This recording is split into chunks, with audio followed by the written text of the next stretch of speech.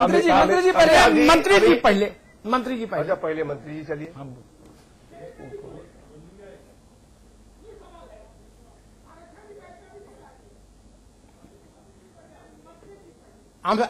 अमिताभ जी, मैं आपसे पूछना चाहता हूं, आप तो अखबार की दुनिया से टेलीविजन की दुनिया में पहुंचे हैं। हमारा ही दल, हमारा ही नेता स्वर्गीय जो है राम मनोहर लोहिया जी ने जाति तोड़ो आंदोलन सबसे पहले इस देश में जो अगर किसी ने चलाने का काम किया है तो समाजवादियों ने किया है। बात है, समाजवादियों ने आज से नहीं 1962 से जो है जाति तोड़ो का आंदोलन चलाने का काम किया है। हम जाति के जो है बिल्कुल खिलाफ रहे हैं, हमेशा जाति राजनीति के खिलाफ हमारा दल रहा है, हमारी समाजवादी सोच रही है, हमारी समाजवादी पार्टी के लोग रहे हैं। हमने हमेशा से जो है जाति के खिलाफ। मौलाना मुलायम सिंह यादव कैसे हो गया? अतुल एक मिनट, रियाज भाई आपकी बात से मैं सहमत हूं। देखिए ऐसा है, आप गलत बयानी की तरफ ले जा रहे हैं। मैं अमिताभ जी ने रोकना चाहूंगा। अगर जो है मुलायम सिंह जी जो है इस प्रदेश में किसी तबके को, संप्रदाय को इंसाफ देने की बात करेंगे तो मौलाना मुलायम सिंह कहलाने का काम करेंगे। ठीक, रियाज भाई मैं दूसरी बात कर रहा था। अगर वो मुसलमानों को पढ़ाने की बात करेंगे तो मौलाना कहलाने का काम करेंगे। रियाज भाई अगर मुसलमानों को नौकरी देने की बात करेंगे, समय कम है, बहस डिटेल हो जाती है। अगर मुसलमानों को जो है गैर कानूनी तरीके से कोई बंद करेगा जेल में, उसकी आवाज बुलंद करने की बात करेंगे तो मौलाना मुलायम कहलाने का। रियाज भाई अरे सुनिए धीरे धीरे, रियाज भाई जोड़ने की बात करते हैं। रियाज भाई आप गलत तरीके से क्यों रियाज भाई इसको ले जाने का काम? रियाज भाई लोहिया जी की बात से मैं सहमत हूं, मैंने भी पढ़ा, लोहिया जी ने इस बात का नारा दिया, मैं सहमत हूं। लेकिन मुझे बड़ा आश्चर्य हुआ जब सपा ने बाकायदा एक ब्राह्मण विंग बना दी पार्टी में, मनोज पांडे को उसका अध्यक्ष बना दिया और मनोज पांडे से कहा कि ब्राह्मण सम्मेलन करो सूबे भर में। तो मेरा माथा ठनका। अमर सिंह जब थे तो वो क्षत्रिय कुलभूषण थे। सुन तो लो भाई मंत्री जी, ना सुन तो लीजिए। सम्मेलन नहीं हुआ, ना परशुराम जयंती हुआ भगवान परशुराम जयंती थी। ब्राह्मण बुद्धिजीवी सम्मेलन पर ब्राह्मण बुद्धिजीवी सम्मेलन किया। क्योंकि अब हमारी बात सुन लीजिए, अरे आप ही अब हमारी बात सुन लीजिए। भगवान परशुराम जयंती पर चूंकि माननीय मुलायम सिंह जी ने पिछली हुकूमत में सार्वजनिक छुट्टी घोषित की थी, इसलिए ब्राह्मण समाज के लोगों ने माननीय मुलायम सिंह जी को पार्टी कार्यालय में सम्मानित करने का कार्यक्रम रखा था, न कि जो है जाति रैली रखने का बात की थी। तो यही तो मायावती कहती है कि हमको भी ब्राह्मण सम्मानित करने के लिए बुलाते हैं। यही तो मायावती बोल रही है। तो ब्राह्मणों के पास कोई काम नहीं बचा, नहीं सम्मानित कर रहे बस और कुछ नहीं। ये बात मायावती जी हमसे कह रही थी। अखिलेश जी देखिए, मायावती जी ने भगवान परशुराम जयंती पर छुट्टी नहीं की। हाजी साहब, हाजी एक ईमानदारी की बात कहूं, पूरी समाजवादी पार्टी में मायावती जी, अरे छोड़िए मायावती को भाई, या मायावती कहती है नहीं है, बड़ी बीमारी है। वो सम्मानित सतीश मिश्रा इसलिए करते हैं कि सतीश मिश्रा के परिवार को लाल बत्ती मिल जाती। ठीक है, परिवार में मत जाइए, माननीय मुलायम सिंह जी ने लाल बत्ती देने के परिवार की बात मत करिए, बड़ी खतरनाक रास्ता है। इटावा कन्नौज के आसपास परिवार वालों को कितनी लाल बत्तियां मिली है, अगर मैं गिनाऊंगा ना तो फिर चर्चा जो है आप कर नहीं पाइएगा। अच्छा रियाज साहब, समाजवादी पूरी समाजवादी पार्टी में सुनिए ना, करने के लिए तैयार है। तो भाई आप डिटेल नहीं करो भाई। रियाज साहब, पूरी समाजवादी पार्टी के नेतृत्व में एक शख्स है प्रोफेसर रामगोपाल यादव, जो किसी जात की रैली में नहीं गया, किसी आपकी रैली में नहीं गया। आपके नेताजी गए, अखिलेश गए, शिवपाल गए, सब गए, आप भी गए, सब लोग नाचे गाए। सिर्फ रामगोपाल यादव है जो जात की रैली में कभी नहीं गए। अभी पिछले दिनों वो मेरे साथ थे तो उन्होंने कहा कि अग्निहोत्री जी, मैं जात की रैली की संकल्पना का ही विरोधी हूं, चाहे मेरी पार्टी करे और चाहे दूसरी पार्टी करे। बाकी कभी मैंने देखा आपकी पार्टी को, जब आपके शुक्ला जी को याद होगा, हमारे मित्र अखिलेश जी को याद होगा, जब क्षत्रिय कुलभूषण अमर सिंह जी थे आपके सीईओ पार्टी के, जब आपके सीईओ अमर सिंह जी थे पार्टी के, तो वो क्षत्रिय कुलभूषण थे। वो जगह जगह मुकुट और तलवार और गदा लेके चलते थे और मुलायम सिंह जी उनके साथ खड़े होते थे, वो क्षत्रिय सम्मेलन करते थे। हालांकि क्षत्रियों ने उनको नेता नहीं माना कभी उत्तर प्रदेश में, लेकिन वो मानते थे कि मैं क्षत्रियों का नेता हूं। इसलिए राम गोपाल ये बात कहे तो समझ में हजम कर लूंगा, बाकी बोलेंगे तो नहीं मानूंगा। और अखिलेश जी, यहां पर एक बड़ा सवाल ये भी खड़ा होता है, जो मैंने चर्चा की शुरुआत में ही कहा कि मंत्री जी, अखिलेश जी से बात कर लेते हैं। अखिलेश जी, सवाल यही है कि भाई आप अलग अलग दलों के और अलग अलग जातियों के सम्मेलन पर तो रोक लगा रहे हैं, लेकिन अलग अलग जातियों पर, मजहब पर आधारित जो राजनीति जो हमारे क्रोमोसोम तक घुस गई है, डीएनए तक घुस गई है, उस पर रोक कौन लगाएगा? नहीं, देखिए, ये तो जैसे जैसे समाज जागरूक होगा वैसे वैसे चीजें खत्म होती जाएंगी। नेता तो अपने छोटे छोटे जो इंटरेस्ट के लिए ये सब चीजों में, जब कोई आधार नहीं है, मैंने बताना, जबकि उनके पास अपना गुण आधार नहीं है, तो जात के आधार पर वोट मांगने आ जाते हैं। तो लेकिन जब समाज जागरूक होगा, जैसे आप देखिए 10-12 सालों में जो यंग जनरेशन आई है वो बहुत मेहनत से पढ़ रही है, अच्छी तालीम ले रही है, घर वाले बहुत पैसा लगा के पढ़ रहे हैं, उन्हें अच्छा भविष्य चाहिए। तो जो यंग जनरेशन वो हमारी पढ़ी लिखी, उसमें जातीयता करीब करीब समाप्त हो रही है। तो ये धीरे धीरे समाप्त होगी जैसे जैसे जागरूकता बढ़ेगी। लेकिन हम फिर यही कहना चाहेंगे कि कांग्रेस पार्टी ही ऐसी पार्टी है जिसको आप कोई भी जात का हो वो ये नहीं महसूस कर सकता कि मेरे लिए इसमें जगह नहीं है। कोई दूसरी एक सिंगल पार्टी ऐसी नहीं है कि जिसमें ये कोई न कोई एक वर्ग या जात। तीसरी बात मैं कहना चाहता हूं, ये जात का अगर मामला है तो हमें सांप्रदायिक का भी मामला डिस्कस करना चाहिए। ठीक कह रहे हैं, क्योंकि वो भी इसी तरह का नासूर है। ठीक कह रहे हैं, ठीक है, कोई लोग जात की राजनीति नहीं करते हैं, लेकिन कुछ लोग जो इसकी राजनीति करते हैं।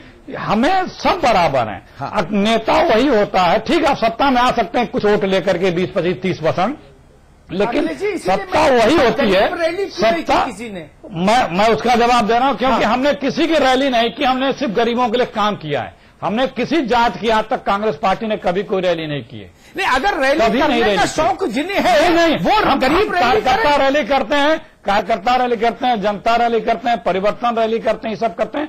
हम कभी जात के आधार, धर्म के आधार पर कभी रैली किए ही नहीं। हम गरीबों के लिए कार्यक्रम देते हैं, गरीबों के लिए कार्यक्रम करते हैं, उनके लिए योजनाएं बनाते हैं और पूरा प्रयास करते हैं। वो आप लोग देख रहे हैं, उसमें बताने की आवश्यकता नहीं है। हम लोगों का पूरा फोकस वही होता है कि समाज का हर वर्ग को क्या चीज छूट गया है, क्या उसे मिलना चाहिए, कैसे मिल सकता है, उसमें लगे रहते हैं और उसको करते हैं। तो इसलिए हमें जात के आधार पे वोट मांगने की आवश्यकता इसलिए नहीं पड़ती है क्योंकि हम सबको लेकर चलने की अवधारणा रखते हैं। जिन लोगों के पास, देखिए, बार बार मैं कह रहा हूं कि जो जाति धर्म का सहारा लेता है, ये मैं कहीं शास्त्र मैंने पढ़ा है, कोट करके बता रहा हूं, इसका मतलब उसके पास कुछ और मांगने को नहीं है। सब जब कुछ नहीं होता है तब ये व्यक्ति इसका आधार लेता है राजनीति में। तो ये बड़ा सीधा सा है कि अगर उसके पास अपनी कुछ योजना, नीति। आपसे पूछना चाहता हूं, अखिलेश जी से एक सवाल अमिताभ जी करना चाहता हूं मैं। करिए भाई साहब, करिए। मंत्री जी आपको कौन रोकेगा? अखिलेश जी, पूछिए हाजी साहब। हाँ, पूछिए। अदब के साथ पूछना चाहता हूं कि कांग्रेस ही एक ऐसी पार्टी है जो जातिगत आंकड़ा निकालकर, जातिगत रख करके अपने टिकटों का बंटवारा पिछले 65 साल से करती आ रही है। ये लो। अरे भाई साहब, आप कांग्रेस, तो अब आपको मैं बड़ा सम्मान करता हूं, थोड़ा गर्दन झुका के गिराबान में देख लें, हमें न सिखाएं। हम दुनिया जानती है कि हम सब, हमारे फ्रेम में सबके लिए जगह है। नहीं, सबके लिए जगह है। प्लीज ऐसा है कि जात के मामले में सबसे ज्यादा अगर किसी ने किया है तो कांग्रेस करने का काम करती, और ये वोटर को करती है। यादव और मुसलमान समीकरण की बात कौन करता है? हमें आप कहने को कह सकते हैं, लेकिन क्या सच्चाई है हमारे आप में, वो जो लोग देख रहे होंगे वो सब समझ रहे होंगे। मुसलमान समीकरण की बात नहीं करते, हम जो है लोगों को अगर बुलाने की बात करते हैं तो उनको बुलाने की बात करते हैं। मुलायम सिंह जी को फिर लोग मौलाना मुलायम सिंह क्यों कहते हैं? शासन में इंसाफ नहीं मिला है। अरे किसको इंसाफ नहीं मिला है? किसको हाजी साहब, इसी मानसिकता को बदलने की जरूरत है। इसी मानसिकता ने इस देश और प्रदेश को गड्ढे की तरफ ले जाने का काम किया है। हाँ, और तो मुसलमान को इंसाफ दिलाना होगा, आप उसे मौलाना कहना शुरू कर दोगे। शुक्ला जी, इस मानसिकता को बदलना होगा। मैं बड़ी गंभीरता के साथ कह रहा हूं। शुक्ला जी बोलिए।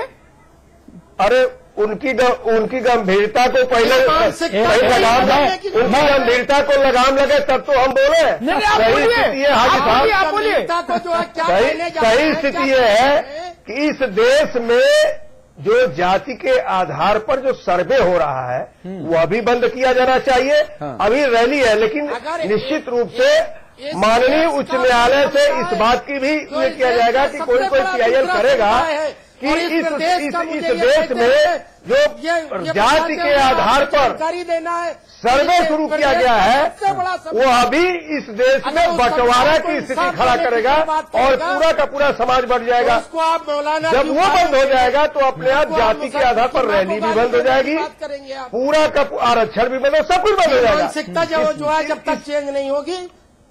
आप हाजी साहब जरा सबके मानसिकता को आप भी समझिए। न तो आप अमिताभ जी को बोलने देंगे, न अतुल जी को बोलने देंगे, न शिव प्रताप शुक्ल को बोलने देंगे, न श्री अखिलेश जी को बोलने देंगे।